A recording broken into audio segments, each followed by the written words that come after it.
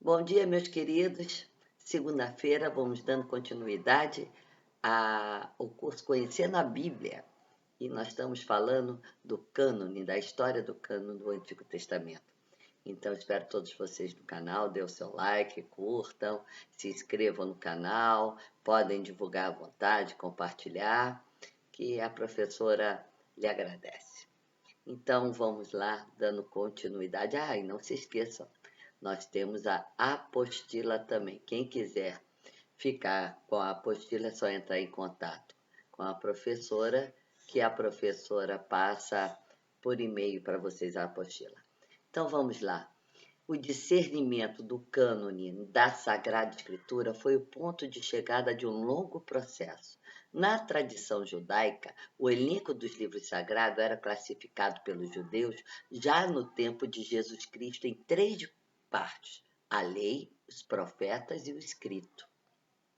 O problema dos livros deuterocanônicos do Antigo Testamento, que são Tobias, Judite, Sabedoria, Baruque, Eclesiastes, primeira e segunda Macabeus, e além disso, fragmentos de Esther de 10, né, do capítulo 10, versículo de 4 a 16 e o 24, capítulo 24, e Daniel, capítulo 3, versículo de 24 a 90, e capítulo 13 e 14, esses escritos foram reconhecidos como sagrados desde o século II a.C., quando se concluiu a tradução grega dos 70, a Septuaginta. Então, desde o século II a.C., eles já eram reconhecidos como sagrados pelo texto do cânon longo, mas não foram reconhecidos no cânon curto, ou cânon chamado palestinense ou hebreu. A tradição apostólica, o cânon do Antigo Testamento, vai fazer a sua fixação definitiva já no século IV, com a declaração do Concílio Regional de Hipona, que interveio o próprio Santo Agostinho.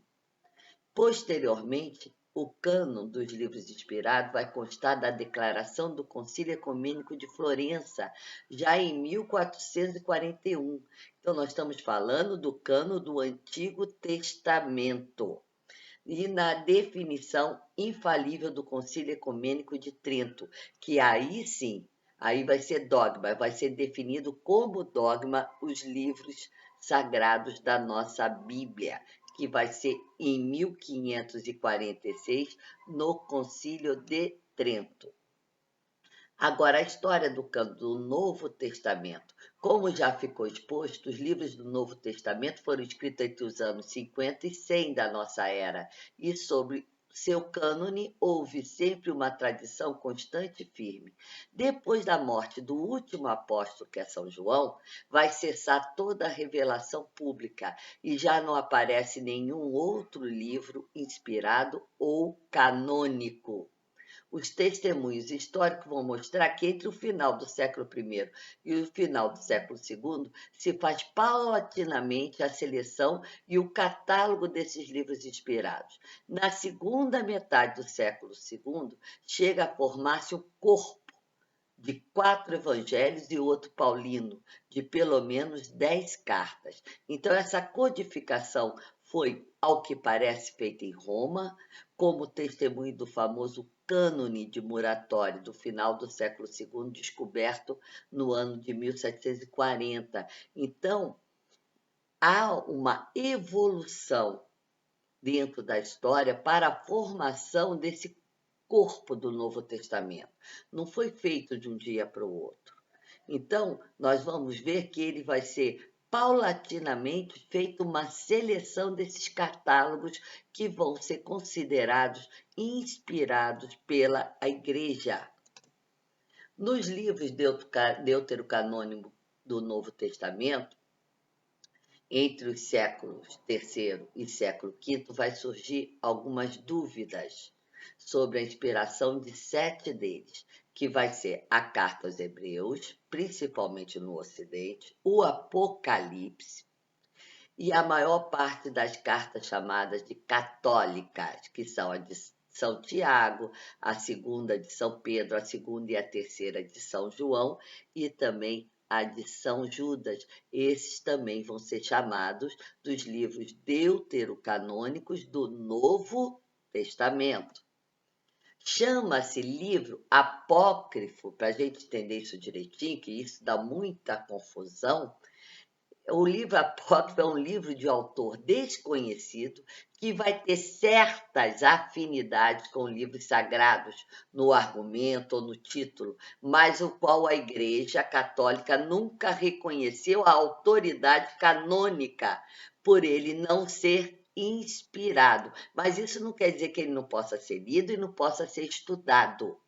Então, não são como muitas pessoas acham que o livro apócrifo é um livro que é oculto, que é um livro que a igreja escondeu. Muito pelo contrário, nós estudamos os apócrifos dentro da faculdade, só que eles não são reconhecidos como canônico, como livros inspirados.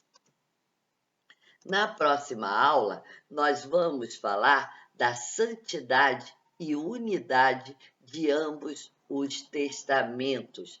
Então, espero todos vocês na próxima segunda para a gente dar continuidade a esse estudo, que esse estudo é muito importante para vocês que estão dentro da igreja. Isso é o beabá da Sagrada Escritura, como entender o cano, como entender livros inspirados. E às vezes a pessoa já fez até matéria eclésica, mas esquece. Então é bom sempre estar relembrando, né, meus queridos? Que nós tenhamos uma semana abençoada. Peço oração, minha tia Diva, do MIT Cabral, faleceu, agora no dia 27, foi o enterro ontem, e eu peço orações por ela. Morreu aos 96 anos, mas foi uma mulher de muita fibra, muita coragem, foi uma mulher guerreira, ficou viúva muito cedo, criou os 3 filhos sozinhas e construiu uma família linda. Então, peço a vocês, quem puder fazer uma oração por ela, agradeço muito. Obrigado a todos vocês e até a próxima segunda.